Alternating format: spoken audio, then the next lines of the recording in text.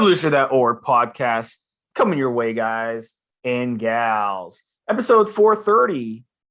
Stevesmi here, and the Ricky V, as in Valor, ROCK. Rock. How's it going, buddy? Hey, what's up, Steve? What's up, guys? How's everybody doing out there? So today we're doing a special episode. Whether you're a female, whether you have a relative who's a female, whether your spouse is female, a lot of people come to us and they say, look, I'm trying to get my friend, my cousin, my wife, my girlfriend into fitness, and she needs your help. A lot of females out there listen to this show. We have a lot of loyal female listeners. So this show is for all of you out there as females, right, Rick? So we want to help you take things to the next level. Yeah, so this show is for the ladies. We're doing one today, all for you ladies out there, posting up some pictures on your Instagrams and trying to get that trophy. Maybe you're just a lady who's trying to stay sexy for your hubby. Whatever the situation is, we're going to focus this podcast on you guys. And this is a podcast about the chemistry of muscle building. So most of the podcast is going to be about the chemistry of muscle building and how it applies to females. At the very end, we'll throw in some stuff about training and a little bit less about dieting. All of that kind of information is already sort of out there. How to diet, how to train, all that stuff is out there. But we have a couple of unique perspectives, Steve and I, on training for a female and dieting for a female that we'll just kind of share with you, and you can adapt those ideas to some of the influencers, some of the stuff you're already following. But yeah, I'm going to talk about PEDs, drugs. We'll talk about them drugs. And the first part of it is, I'm going to start off is, should you be using PEDs, performance enhancing drugs? You're female. Should you even be using them? And we're going to get into what the best ones to use are, but let's figure out, lady, if you should be using them. Now, if you're listening to this podcast because your boyfriend or some guy's trying to get you to do them, you might not want to be doing them. You know, if this podcast is to convince you of that, that's why you listen to it might not be for you. You need to have been consistent in the gym. 5 years training, making this a lifestyle. You know, there is a special something that happens inside of you when you train hard, when you lift the weights, when you push yourself. It's a little something that sparks inside of you that makes you want to do it more and come back day after day. And all of us that are into our fitness grind, into taking care of our bodies, we know what that itch feels like. And not everybody gets that, you know. It's not everybody, when they push themselves, feel the need to keep coming back. And if you're one of these females that gets that rush after the training, during the training, when she's training hard, if you're one of these females, then, and you've been consistent on your grind for a while, then you should be pretty good too. That's a good check. Check that off. You've been training 3 to 5 to 8 years. And I only say 3 because I'm going to toss something else in there for you guys about 3, but 5, 8 years of natural training where you've made some progress, where you've stayed consistent, even though you haven't been using any drugs. So that's one. 2 is, if you are actually trying to do something with this, you know, maybe you're Instagram modeling, maybe you want to get on stage. That's another check where it would be really kind of justifiable. I wouldn't personally, and again, this is, you know, each female to her own, but I wouldn't, as a female, I wouldn't maybe risk my voice deepening or my clit enlarging or growing more hair just so I can just be someone for my guy, you know, just that. And I'm not doing much of anything else with it. I guess, look, I guess men, we put up with a lot of crazy side effects. Fuck the crazy side effects with the doses men use. Just to sometimes look good for our wife and just be Big Bob at the office and never do anything. Never take a fucking selfie for Instagram. Never do anything more than just be brolic at the company picnic. So I guess men could do it, women could too, but it's different. You see, once your voice deepens up, once you start growing hair in places that weren't growing before, once your clit enlarges, I mean, one thing to know is that once you get off the steroids, some of these side effects can be long lasting. You know, some of these side effects can stay with you for a long time, even after you get off the steroids. And so, unless you have a really, really good reason to risk all of that, just stay natural. Stay natural. And we're going to talk as the podcast goes on about what are some of the safer, less side effect causing drugs that females are using right now to get to where they need to get. And then we'll get a little bit deeper into female competitors that are competing, are willing to risk way more in order to win, you know, to have the will to win. So are you committed, and are you on the grind with your training for years? Consistent for years. Are you going to do something else with it? Is there taking these drugs will it lead you closer to a definite finite goal that you might have or career path? I wouldn't advise any females close to me that aren't in the industry somehow to take any PEDs, because there's just no fucking reason. There's no reason.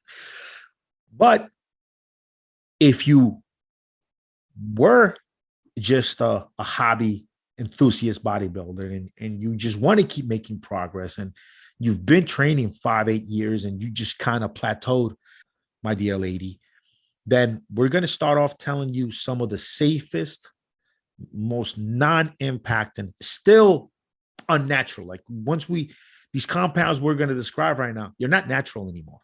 At that point, you are unnatural. And you know, you've taken the step into the dark side. But we're going to start off with the ones that are less side effect causing for females.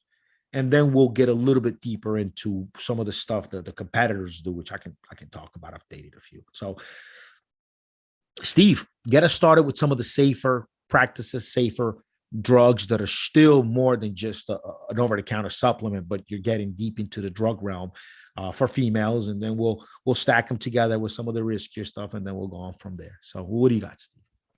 First off, with females, more than males, it's extremely important if you're using anabolic steroids or SARMs or anything out there that's a PED, that you're getting legit product.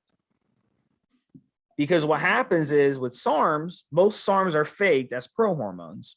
So you're a female and you're taking SARMs and you're like, I'm taking SARMs, I'm going to be safe, it's not going to give me side effects. And you start getting side effects really, really bad because you're really taking a pro hormone. Same thing with steroids. You think you're taking a mild steroid that's safe for females, but you're really taking something else because that source is faking what they're giving you. That happens all the time. With men, if men get screwed and take the wrong thing because the source is dishonest, they'll get some side effects. Worst case, they might get gynecomastia, but it's not necessarily the end of the world. But with females, if you take the wrong thing, even for a week or two, it can really screw you up. So you want to make sure you come on our forums, you find legit sources to get this stuff. Now, the main steroid, the most popular steroid that females use is Anavar, exondrolone. And that's because Anavar is extremely mild. It's not going to cause those androgenic side effects. And when it comes to men using Anavar, it's considered quote unquote weak. So for females, you get excellent results running 5 milligrams, 10 milligrams. Some females go to 12.5 milligrams per day of Anavar. and it's safe. If you get legit Anavar, it's safe. It's not going to give you nasty side effects. You can get tremendous results running it for 5, 6, up to 8 weeks. And of course, you're going to need to run your liver support. You're going to have to run your N2 guard with it because it is liver toxic. That's the main issue you need to watch out for, because Anavar is liver toxic. Even though it's a mild steroid, it's still going to cause a liver strain because it is 17 alpha alkylated. So the other oral that I would say is more popular with females, and a lot of coaches are recommending it, is oral primobolan. Now, the difference between oral primobolan and Anavar is oral primobolan is not 17 alpha alkylated, so it's not going to be liver toxic as Anavar, not even close. But with that, it's going to get destroyed in your body. So you're going to be running it and you're not going to get much out of it. So for a man to run oral primobolan, you're not going to get much results at all. So I don't recommend men ever touch it. But for women, because it's so weak in the body that you're not going to get any sort of issues, it's much more safe to mess around with it. So, we're going to kind of get into that. Usually for women, something like 50 or 75, some women go as far as 100 milligrams a day of the oral primobolan. So, and it's going to be, weaker than the injectable form. So that would be something that you could kind of look at.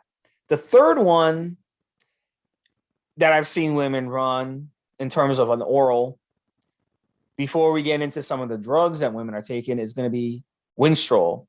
And I've seen Winstrol with women, they run at about 5 milligrams a day. With Winstrol with men, it's got a lot of harsh side effects. So for women, it's going to still give you a lot of issues. It's going to throw off your cholesterol levels. It's going to dry out your joints. It's going to mess with your head hair. It's going to mess with your skin. It's going to do a lot of things in your body. So women typically only run 2.5, maybe 5 milligrams a day, maybe 7.5 milligrams at the most. But it's a much more risky steroid. Winstrol, and is also 17 alpha alkylated, so it's very liver toxic. So you want to be careful if you're running Winstrol. It's not something I would recommend if you're new to this game. Winstrol, that would be something, another option for you. How about you, Rick? What do you got? Well, I'm gonna scale it quite a bit back from you, Steve. As far as the safest drugs that are going to give you better than natural results, okay?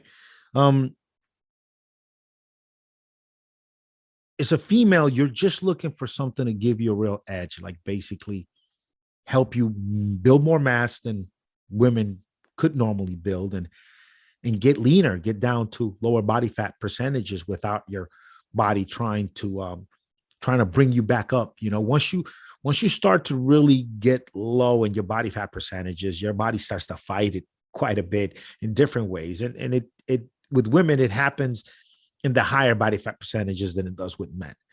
And this is why you have to get more creative and go through a little bit more pain to lose the last few pounds than you do when you're really overweight. So Cardarine GW, it's a great product for females. It's not going to cause any issues with thickening of the voice, enlargement of the clitoris, additional hair growth. It is going to make it way easier to lose body fat, and also is going to give you a performance enhancement in the gym. It's going to make that cardio much easier to get through. It doesn't have a real effect on your muscle mass, but I kind of in my mind, I kind of theorize that GW is making it a lot easier for your body to get those fat calories burned, get those calories out of the fat cells a lot quicker. And so the body won't quite resort as much to taking energy that's stored in the muscle cells already. You get where I'm going with that. You makes that fat way more available for fat burning.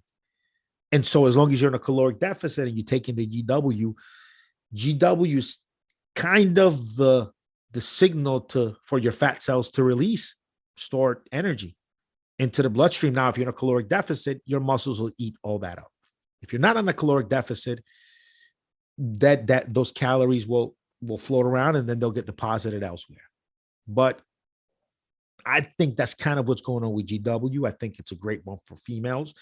It does help with retaining mass a little bit in a different way than, say, Anavar would. Anavar attaches to androgen receptors, causing the cell to be prioritized anabolism to keep stronger, to build better.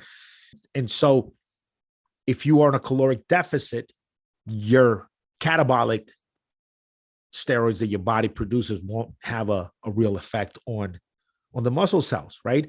But the way I think GW is doing it for the ladies and for men too is it's just kind of making those fat cells release that energy a lot easier. As long as you're in a caloric deficit, it's going to get burnt up. If you wanted to add something that would actually help preserve muscle mass through the androgen pathway, kind of like Anavar does, but a lot less side effects, Osterin, MK, that's also a great one. I would, for most females out there that are afraid of side effects, I would favor Osterin over Anavar. And I've said it on the podcast 100 times minimum. Anavar is the only steroid any female should be looking at using, unless you need to get high top level competitor kind of stuff. But to look better than you would in your wildest dreams, ladies, Anavar is about as much as you ever would need.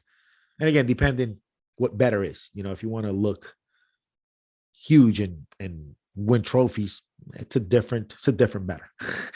But Enka, great anabolic, I think works great for females. IGF-1, GH, growth hormone, also great for the ladies. It's good stuff. And it won't create any of those side effects that we worry about with anabolic steroids.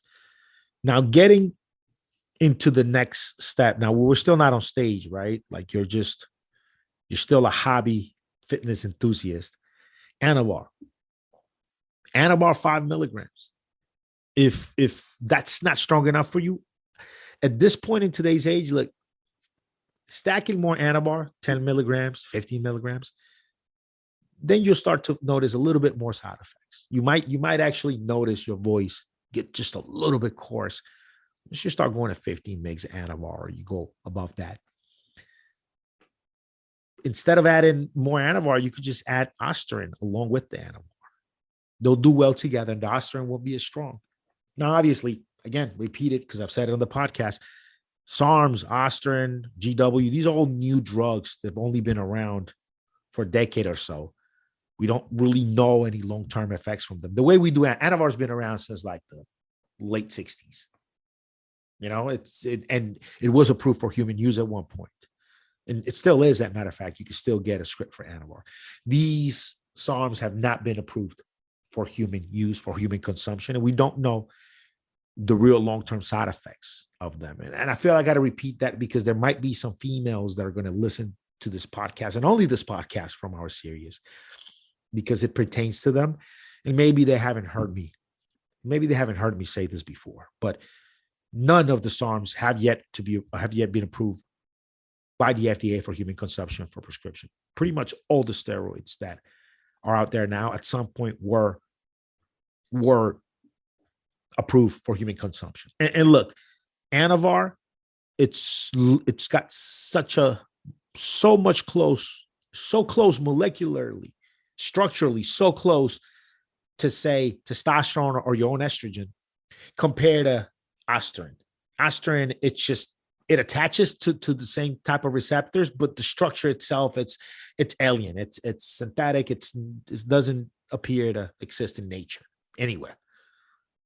But Anavar, the structure itself is very, very common. We don't know that any organisms make oxandrolone. Obviously, not with the methylation attached to it. That we don't know of any organisms that make it, but at least it's close to what we already have, and it's been proven. So, Anavar, good steroid, good thing going.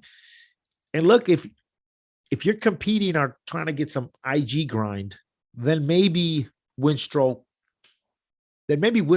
might be a good option. I think once you get into Winstrol, then you might see hair growing in places you don't want it to grow, and maybe a little bit of hair falling off in places you didn't want it to fall off.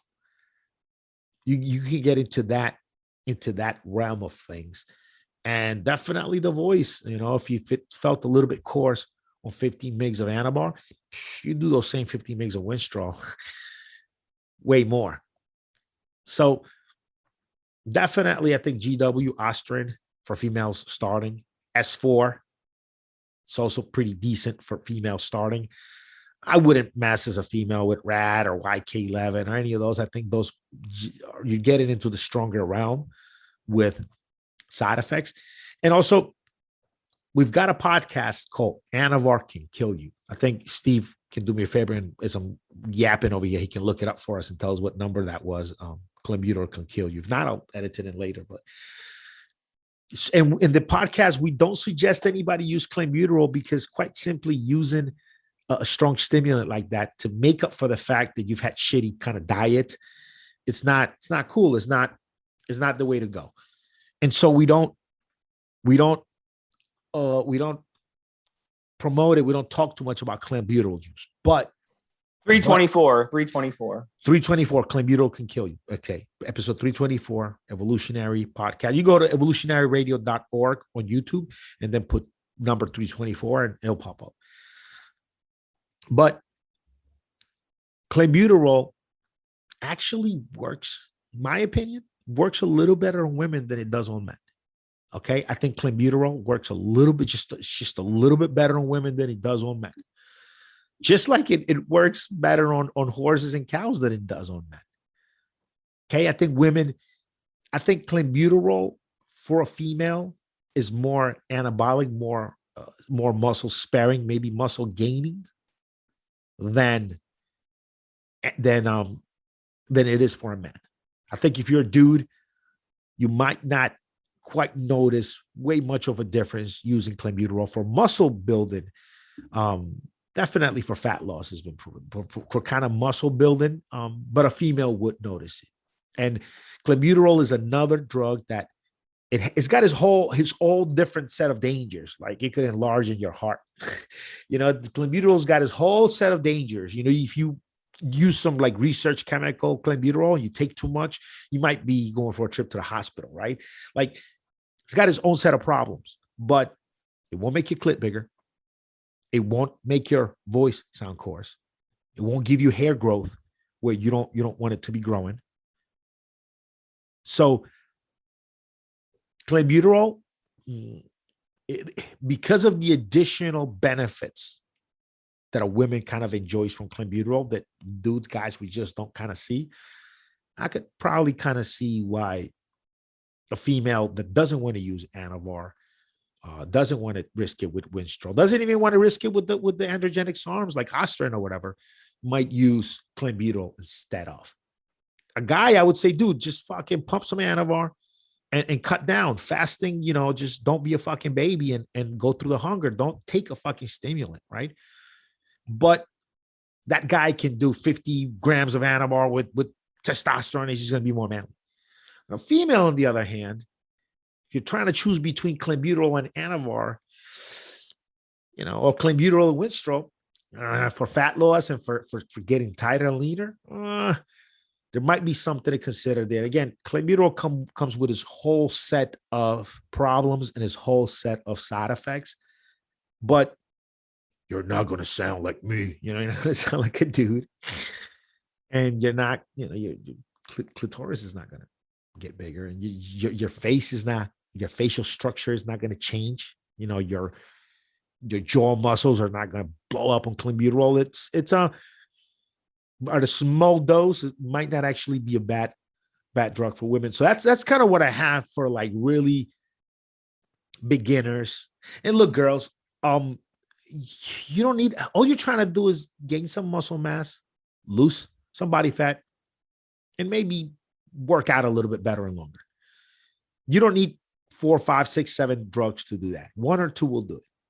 1 or 2 will do it. You know, GW will help you with endurance and will help you with fat loss. Muscle gains, you can have Ostrin to help with muscle gains, maybe a little bit of Anavar. Shit, even clenbuterol will help with muscle gains. And shit, clenbuterol will help with muscle gains and fat loss. How about that? You know, so there's some options there. And clenbuterol will enhance performance too. It's a kind of like an old hitter. So there's some options there for you that are very kind of low impact. And Anavar, as long as you keep it under 10 mgs, it's, you know, it's good. Again, this is, if you're a female going to competition and you got a coach, you're listening to this and you're like, well, my coach has got me on Anavar, Winstrol, and oral primobolan. That's usually what these cookie cutter fucking coaches put their female competitors on. It's just bar, Winnie, and oral primo. Boom. Right. And they usually sell it to the girls themselves. But you know, we're discussing right now low kind of start women that don't want to give up being real feminine over this kind of lifestyle. What do you have, Steve, for the next level for the females that are willing to risk looking and sounding a bit more masculine and are willing to take on some of those side effects to get just convert their body to something way different? What do you have for them? And then I'll chime in after you. Well, testosterone is one of the ones that I know some females that they propionate, right? Well, it just depends on the situation. There are some females who are getting on testosterone replacement therapy, just like men. So they'll run the long ester testosterone. And then the females who are taking things to the next level. And I know some of these females, you know, they end up with the wider shoulders. They end up with the muscles. Like when they are talking to you, you can look at their arms and it's like, wow. It's like they've got definition in their arms. It's not feminine. Love that. It's not like a, you know, feminine look. They've got definition in their legs, their calves. So those women, you know, and I've talked to them about what they're running. They are running some testosterone, maybe 50, 75 milligrams a week. And at the end of the day, also things like decadurabolin are run by some women. Decadurabolin is a mild steroid for men, but with women, decadurabolin is testosterone with an atom change. Nandrolone is naturally occurring in the body. Some nandrolone is detectable in pregnant female urine tests, and so nandrolone actually is a hormone your body makes. Now, in DECA, we attach the decanoate ester to it, and your body doesn't make a decanoate ester. It only makes the nandrolone a little bit. But nandrolone is a steroid that is flowing around a female's body when she needs to synthesize protein, you know, and probably more than ever. And so that just want to toss that in for you guys to understand. Yeah, I mean, at the end of the day, too, Masteron is another one. It's a hardener. And female competitors, they'll run that. It's a straight DHT derivative. There's not going to be any type of estrogen issues with Masteron. It's just a hardener. So if you see those women who've got the definition and their muscles are really, really hard, there's a chance they're running some Masteron, maybe 50 to 100 milligrams a week of the Masteron. So, you know, those are the main steroids that we see women using. And, you know, Rick mentioned also the clenbuterol. The reason clenbuterol got really popular back in the 90s, well, celebrities were running clenbuterol. A lot of movie stars, singers, I believe Britney Spears ran it. So that got popular, but it really is a shitty drug for females to run. And just as shitty as it makes men feel, it's going to make you feel crappy when you're taking this stuff. You're going to get the shakes during the day. You're going to feel hot all day. You're going to have trouble sleeping. You're going to be anxious and nervous on it. So it really is a crappy way to lose weight. So I'm not a fan of clenbuterol for females or men. But at the end of the day, as Rick said, some people react really well to it. Some people react really well to it. Also, DMP. DMP is something a lot of females bring up. They come to the forum, they want to take DMP. DMP is a very dangerous compound. And DMP can literally cook you from the inside. If you take too much of it because maybe your source overdoses it, or you do a mistake and you take too much of it, you can literally cook from the inside. It's got such a long half-life that even if you get to the hospital is going to be like, we can't do anything for you because it's going to take 24, 48 hours for this stuff to be out of your system. So literally the only thing they can do is stick you with an IV and cover you with ice to try to cool you down, because you literally cook yourself from the inside. So please, please, please, please do not mess with DMP as a female or as a man. I highly recommend don't go near that stuff, because maybe a boyfriend will tell you to run DMP because he's running it, or maybe a girlfriend of yours will tell you, hey, I ran this DMP, I got good results, you should try it. No, don't just say no. No reason to run DMP. There's much safer options for females. And, at the end of the day, there's, if you look at some of the other steroids that women may use, we talked about it, nandrolone phenylpropionate, and then you have decadrobolone. They're both nandrolones. The decadrobolone has a longer ester. Nandrolone phenylpropionate and PP has a much shorter ester. Another one too, equipoise, boldenone. It's a pretty mild steroid, and it can give females really, really good results. Again, you're going to run 50, 75, maybe 100 milligrams, maybe 125 milligrams a week. That's it. You don't run too much. Another one too, it's another oral that we didn't mention, Rick. It's turinabol. And turinabol, turinabol was used by the East Germans. A lot of females have used turinabol. There's definitely plenty of females using turinabol, have used turinabol. Yep. So the East Germans were given turinabol. The Olympians were given turinabol, and they did extremely well back in those days. I think it was like the 60s or maybe 70s, and they did extremely well on it, and that was what they ran. And so with T-bol, it's basically no androgens, straight zero androgen, and then it's anabolic. So it's going to be an option. It's a more hardcore oral. There's just something about it that is like more than Anavar. It's with females. There's something with it. It's very, very bizarre. Even though Anavar on paper is way more anabolic and even more androgenic, for some reason, turinabol just gives more of a punch than Anavar does. Just has to do with the structure.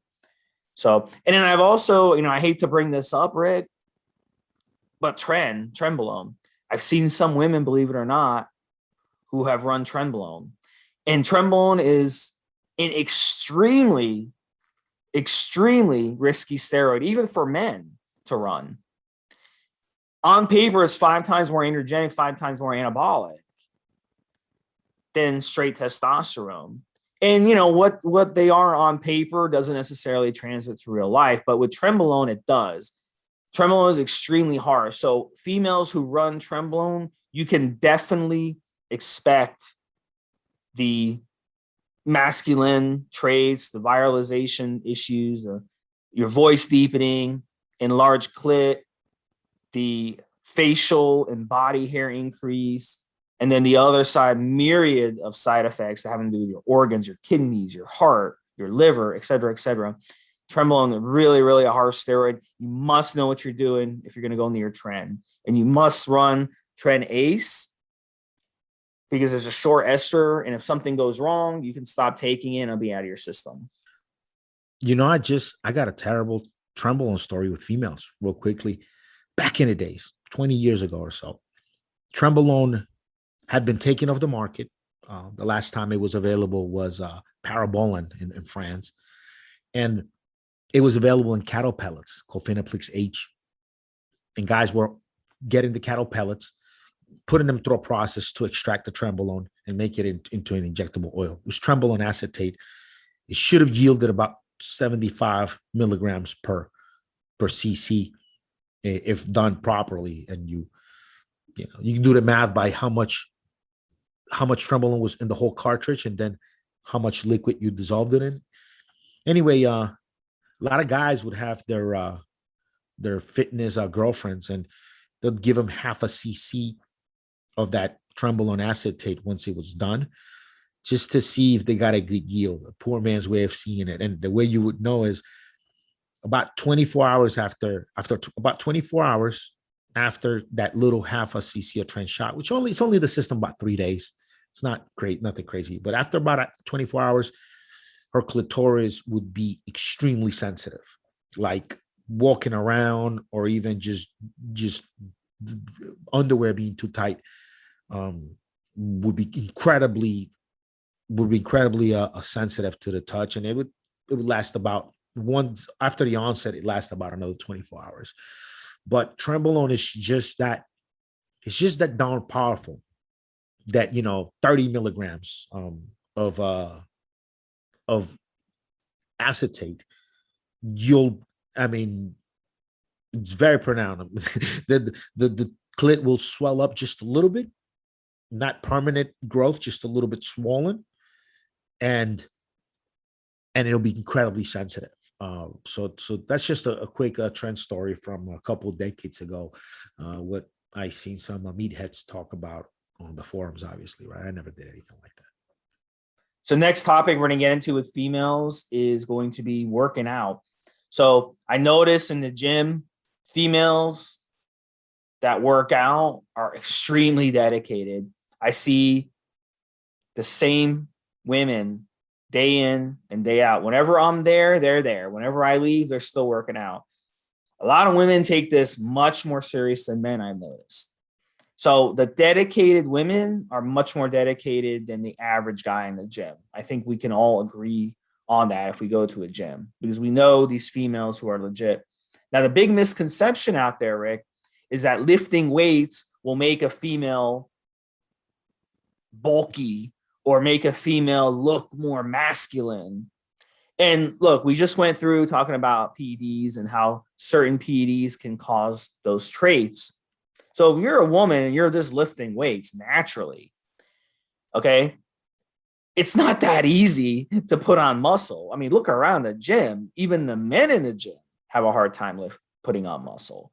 So you really think that you're just going to go lift weights as a female and magically put on a ton of muscle? No.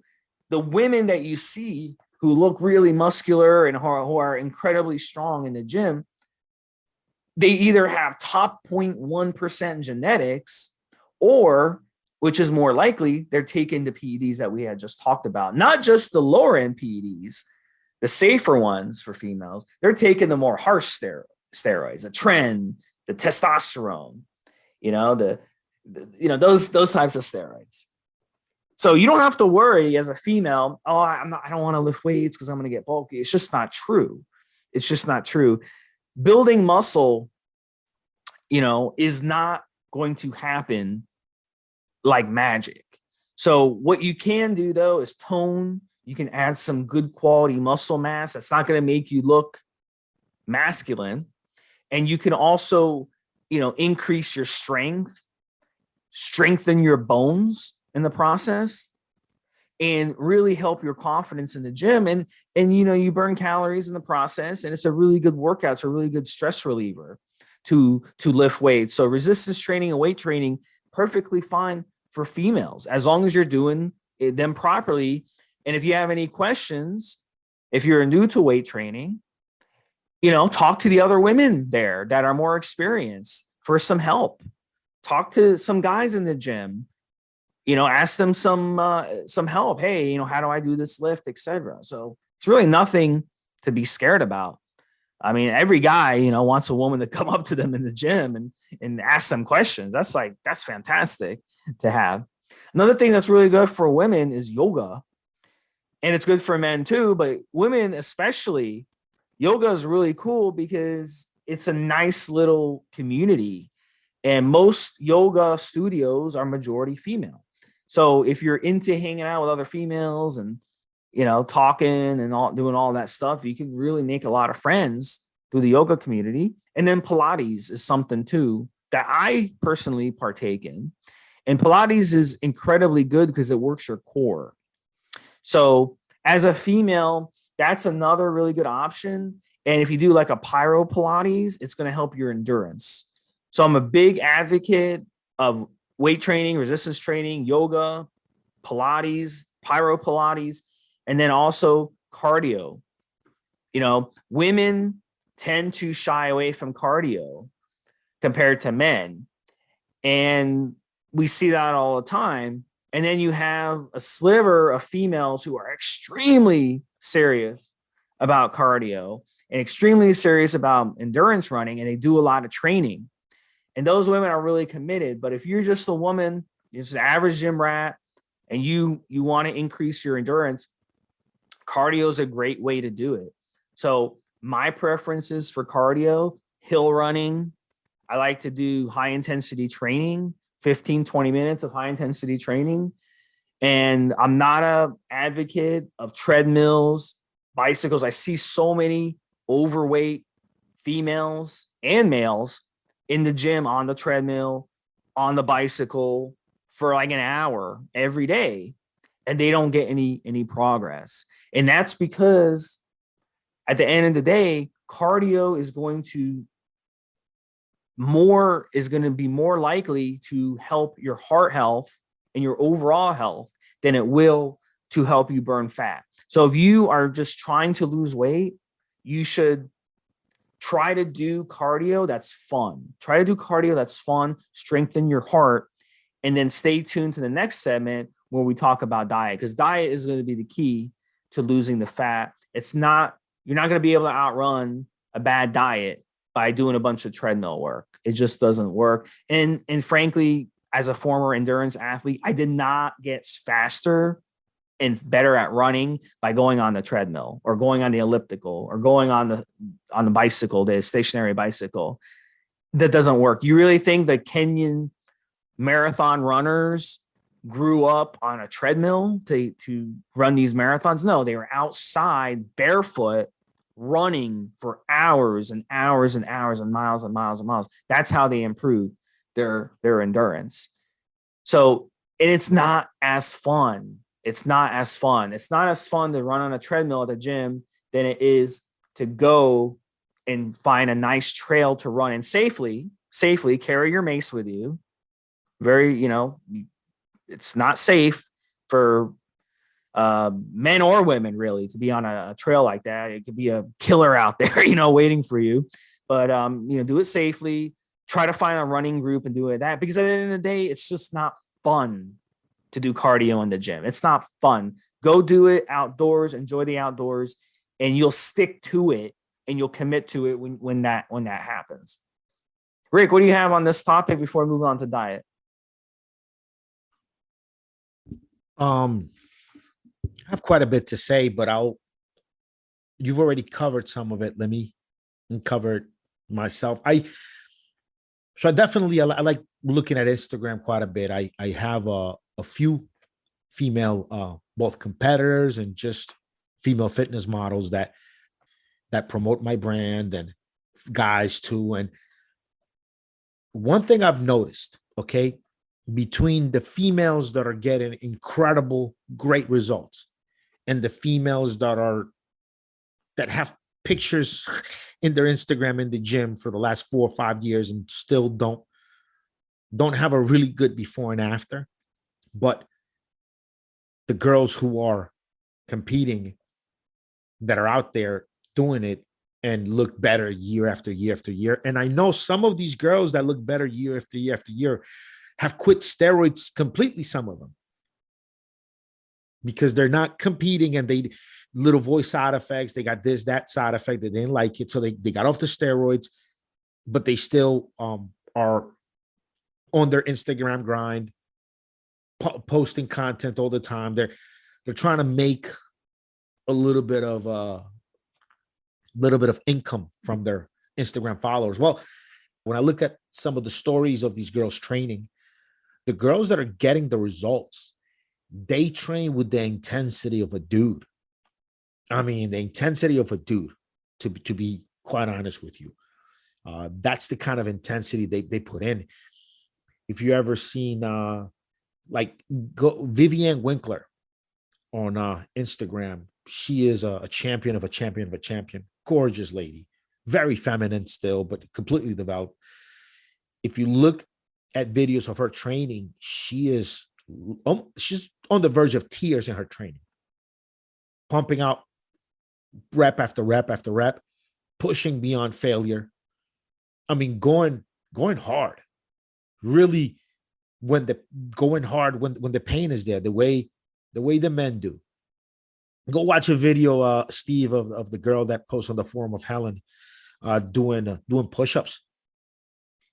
I mean, she posted a video of herself one day, just kind of doing some push-ups.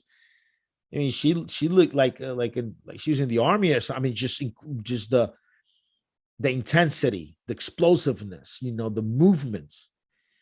And then there's girls who they post pictures in the gym. They have nice looking bodies, but they're not developed. They're not like, wow, look at that. And then when you look at their stories and they like to put little videos in the gym, you just see that kind of little bullshit ass and little just kind of going through the motions. Like, they're going into the gym, doing their workouts, but they're not enduring pain.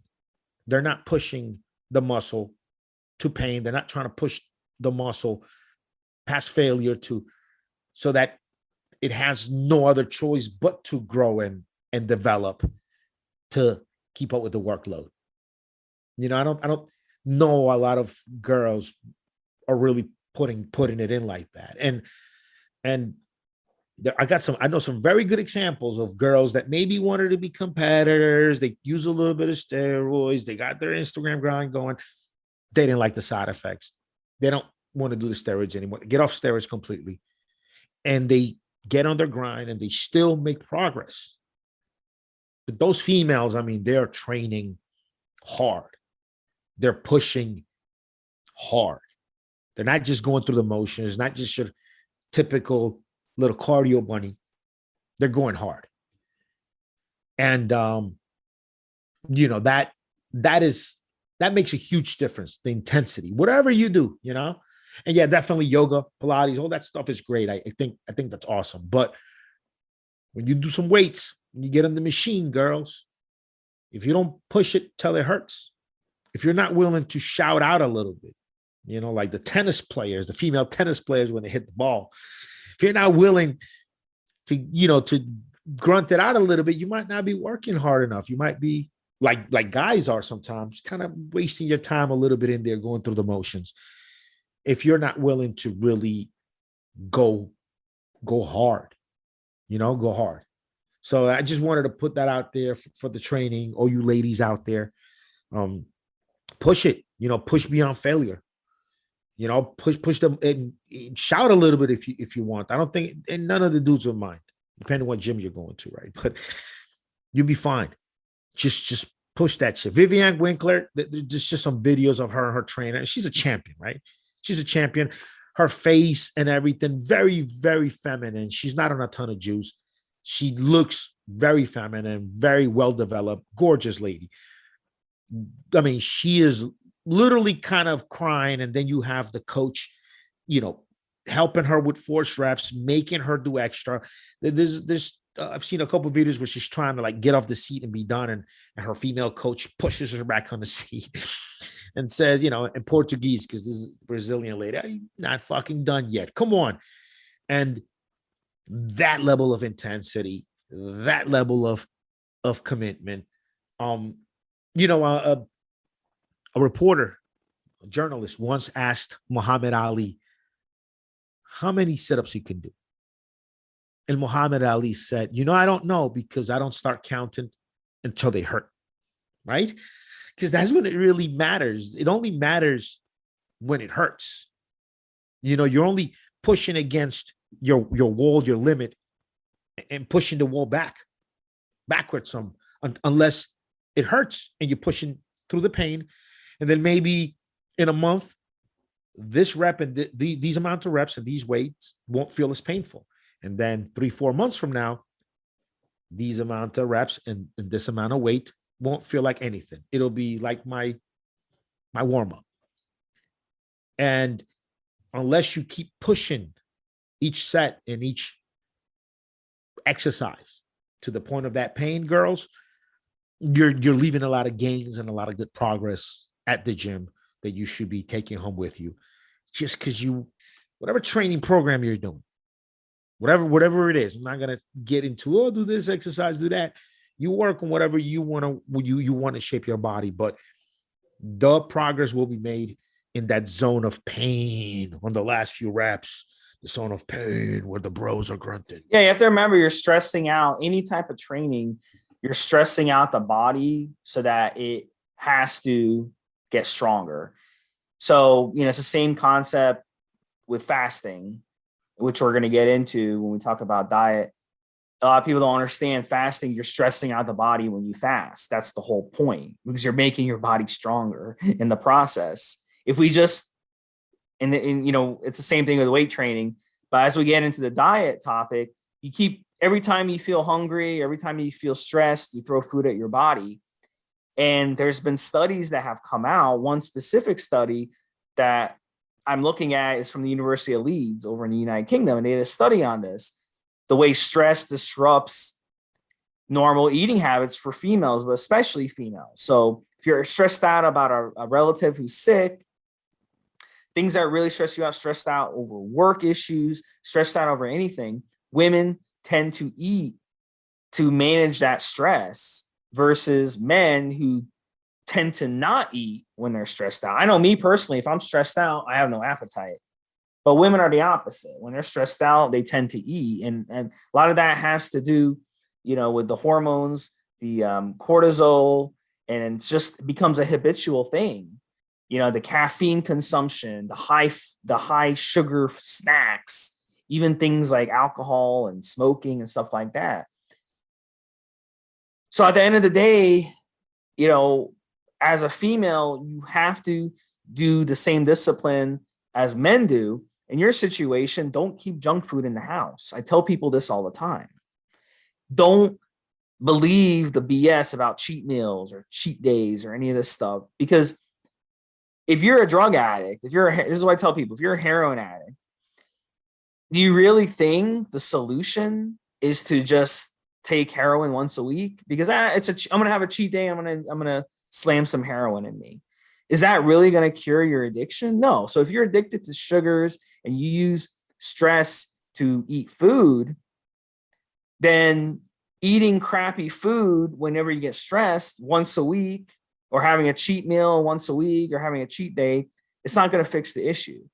So right off the bat, go into your pantry after you're done with this podcast, or pause the podcast, go to your pantry, go to your fridge, go to your freezer, and take all the junky food, put it in a box, and go down and donate it, okay, to whatever organization you have that takes food, and give it to them.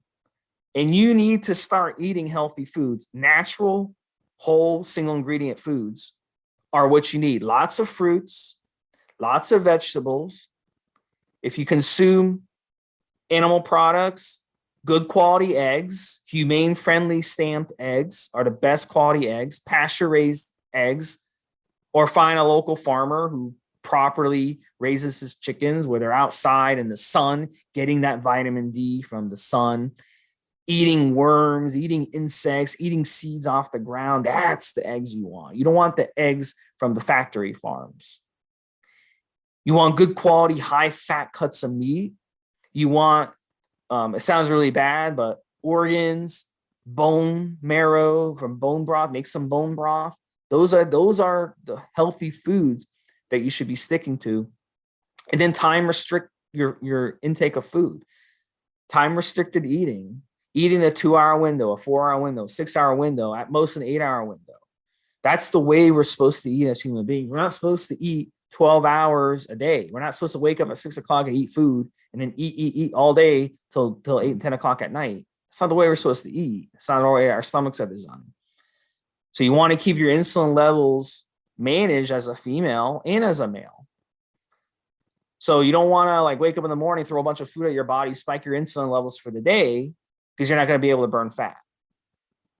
So time restricted eating. I love working with females on weight loss. That's what I specialize in. So my info is in the show notes. Any females out there, hit me up. I will help you lose weight. I will help you get on a proper diet and lose weight. But at the end of the day, you have to get your stress under control. If stress is causing you to eat, you need to get your stress under control. The number one way to manage stress for a female is exercise.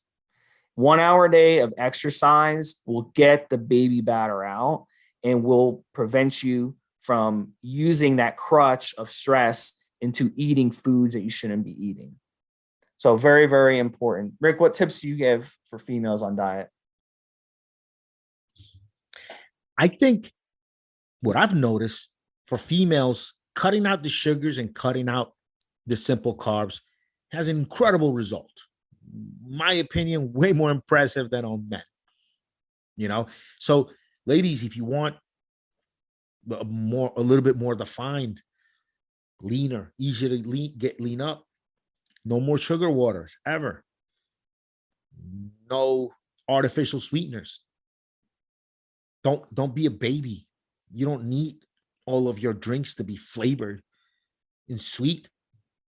How about just some water? How about some bone broth?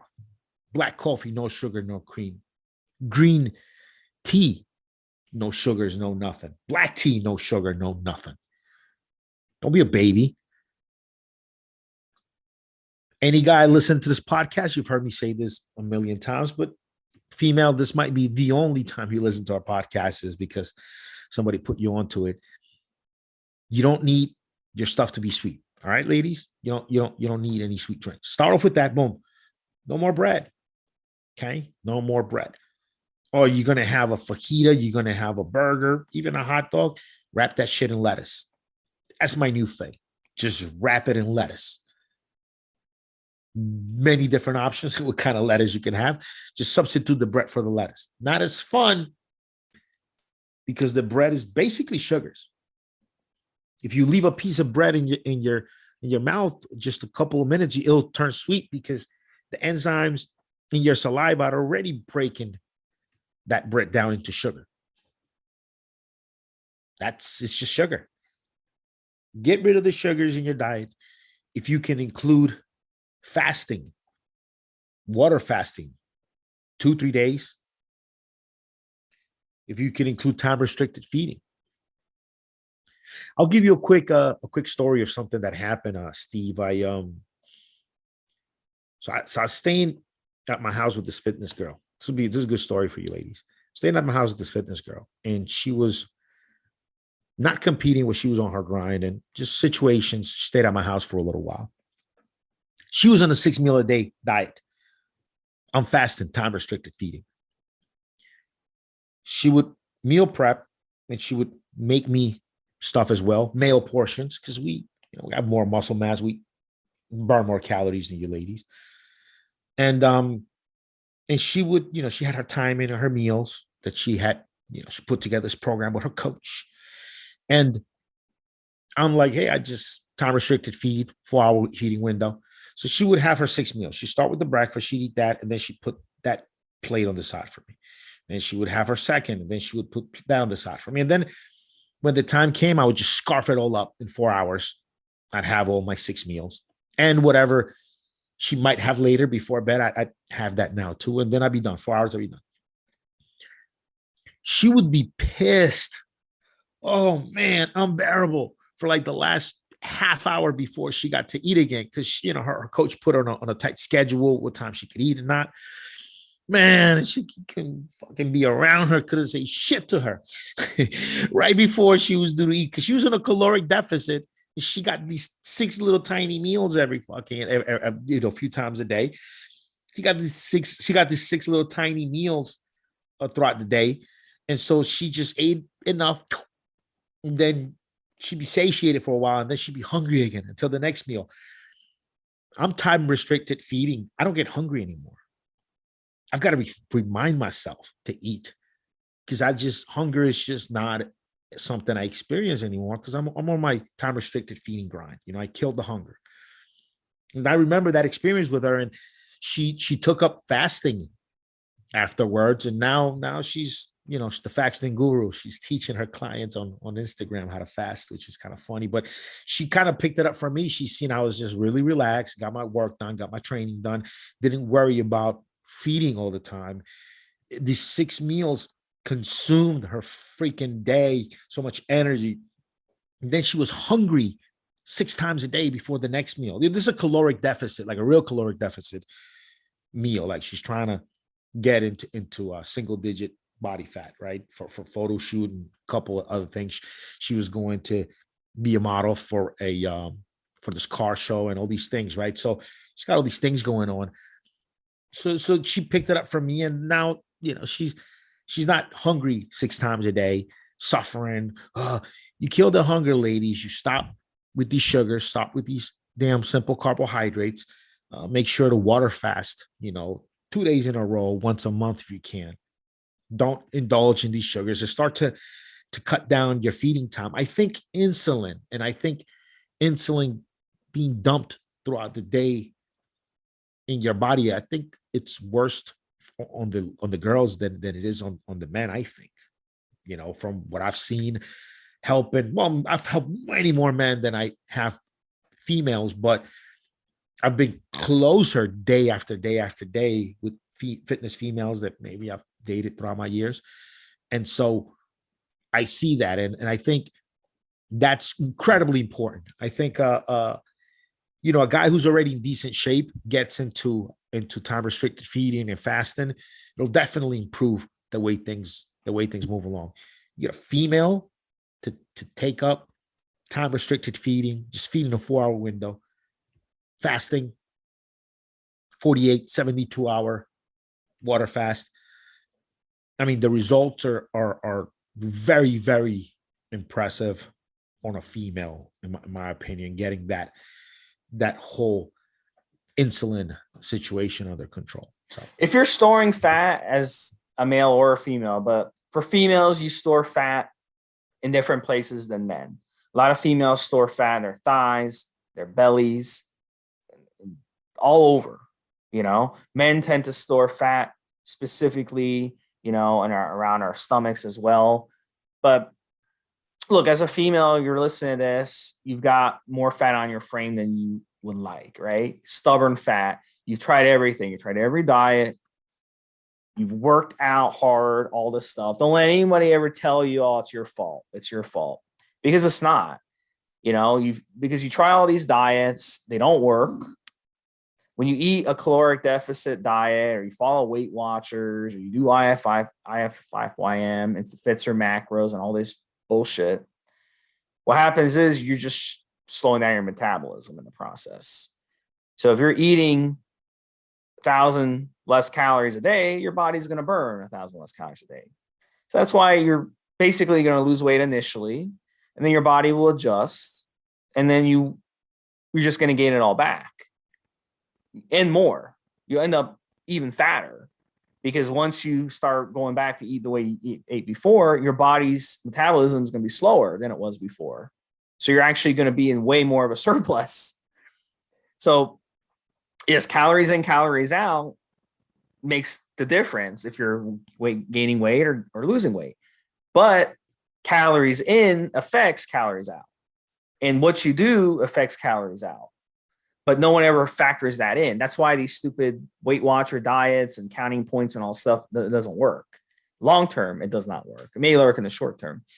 So at the end of the day, the way you burn those excess fat stores is by starving your body.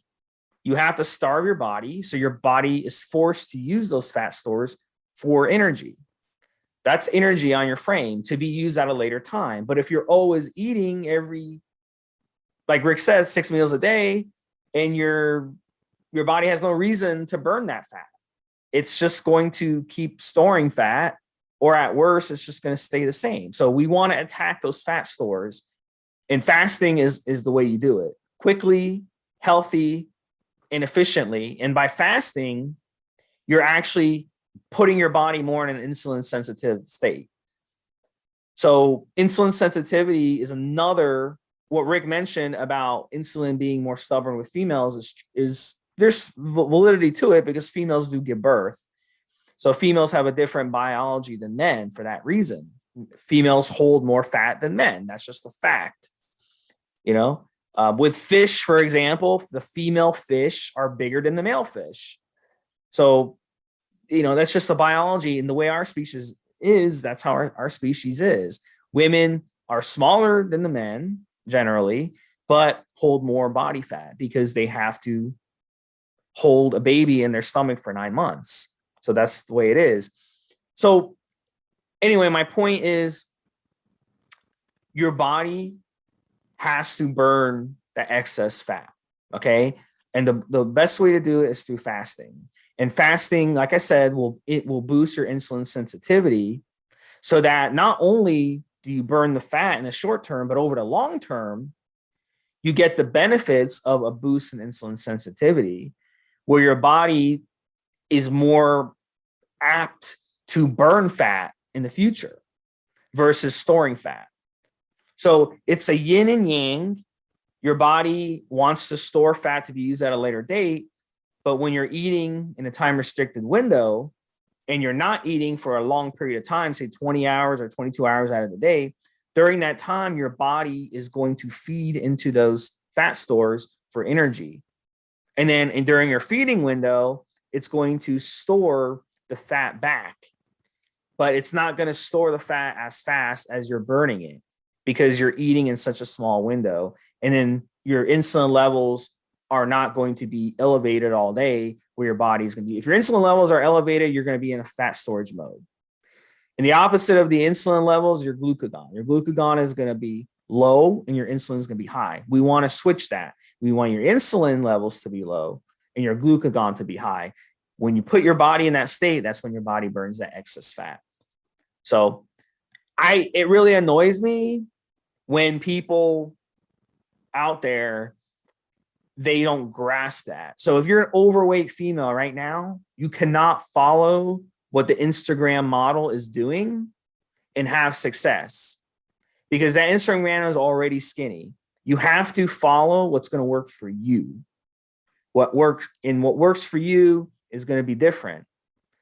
So unless that Instagram model used to be fat and she lost the fat and now she's going to teach you how to lose the fat as well, that's a different story.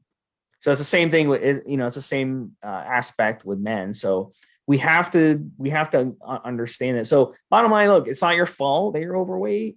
It's just that you've been given the wrong information on how to lose weight. And, so like I said, come on the forums, find me on the forums, hit me up, get in touch with me. I'll get you where you need to go. All right, Rick, we have a minute left. You want to finish out the show? Your final thoughts? That's it. That's all I got, buddy. 4:30 episode, guys and gals. Thank you for listening. We'll talk to you guys next week. Take care. Have a good one, Steve. Have a good one, gal.